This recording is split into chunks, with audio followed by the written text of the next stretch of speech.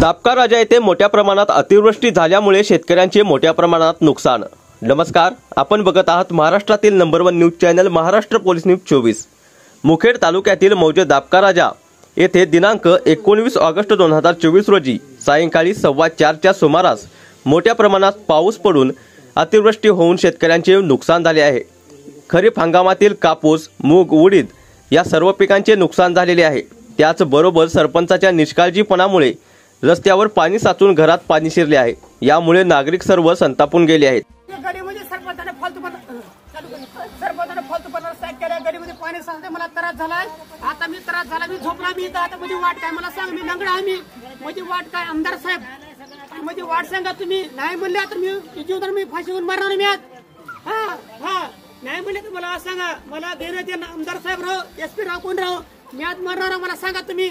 मी आपण गाव मला काय सांगा तुम्ही, मरणार आहे मी आज। मला सांगा काय, मला न्याय द्या तुम्ही, फक्त न्याय द्या। काय रस्ता केला मला सांगा तुम्ही, फक्त मी पाण्यामध्ये झोपला मी आज। नाही म्हणत बघा तुम्ही, मला सांगा तुम्ही, माझ्या घरामध्ये पाणी शिरलंय। माझी वाट सांगा तुम्ही, नाही म्हणत तुम्ही आज ऑपरेशन करणार मी आज। यामध्ये एक अपंग व्यक्ती ज्याला पायाने चालता येत नाही, तो व्यक्ती मला रस्ता दाखवून द्या म्हणून यात साचलेल्या पाण्यामध्ये जीव देईन असे वक्तव्य करून संताप व्यक्त करत आहे। आणि शेतकऱ्यांची व्यथा तर सांगण्यापेक्षा डायरेक्ट पहा। आपले महाराष्ट्र राज्य उपसंपादक गुलाब शेख यांनी स्वतः घटनास्थळी जाऊन शेतकऱ्यांशी संवाद साधला आहे। तर चला पाहूयात शेतकऱ्यांचे काय मत आहे ते। नमस्कार, महाराष्ट्र पोलीस न्यूज मध्ये आपलं स्वागत आहे। आपलं नाव काय? हनुमंत विश्वनाथ रिंगट। मी आपल्याकडे काल अतिवृष्टी झाल्यामुळे संवाद साधण्यासाठी आलो आहे।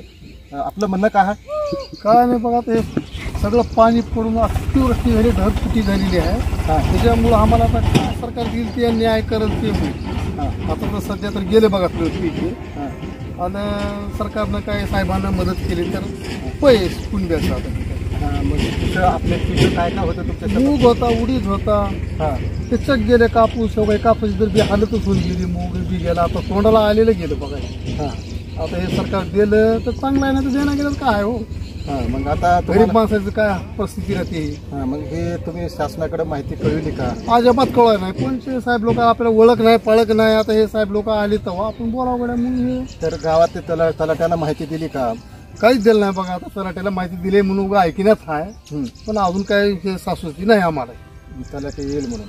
तलाठी नेहमीच तुमच्या सगळ्या बाबीची दखल घेते का कुठल्या का? ते अजून सध्या तर काय नाही, पण आता इथून घेतले तर चांगलं आहे, आले तर येण्या गेल्यावर काय करावं साहेब।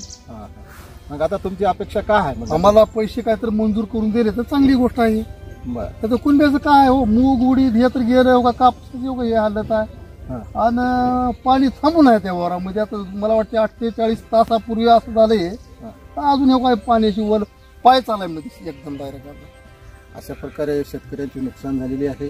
त्यांच्याशी संवाद साधला असताना फार मोठी नुकसान या दापका राजानं गावामध्ये झाली आहे। तरी अद्याप शासनाचे याच्याकडे लक्ष नाही आहे। शासन याच्याकडे लक्ष घालून तात्काळ या नुकसानीचे भरपाई करून द्यावी, पंचनामे करावे, एवढी विनंती महाराष्ट्र पोलीस न्यूजहून गुलाब शेख। नमस्कार, महाराष्ट्र पोलीस न्यूजहून आपलं स्वागत आहे। मावशी, आपलं नाव काय? शिलाबाई श्यामसुंदर जोगदन। बरं, ठीक आहे। तुमचं काय अतिवृष्टी कधी किती वाजता झाली? काल 3 वाजता झाली। 3 वाजता झाली का? तुम्हाला एकूण शेती किती आहे? 1 एकर आहे। 1 एकर आहे का? बरं, आता ही अतिवृष्टी तुमची झाली, काय काय नुकसान तुमचं झालं? मुगाचं, कापसाचं ते नुकसान झाले सर। मी एकटीच हाव, अपंग हाव, मुलगा नाही, मालक नाही। 1 एकर मध्ये कसं भागावं आमचं? अपंग हाव सर एका पायाने। बरं, एवढी मोठी फार नुकसान झाली। आता तुम्हाला शासनाकडून काय अपेक्षा आहे? काय शासन तुम्हाला देईल असं वाटतंय? आता काय देतात की, आता आम्हाला पदरामध्ये काय टाकतात ती काय सांगता येते।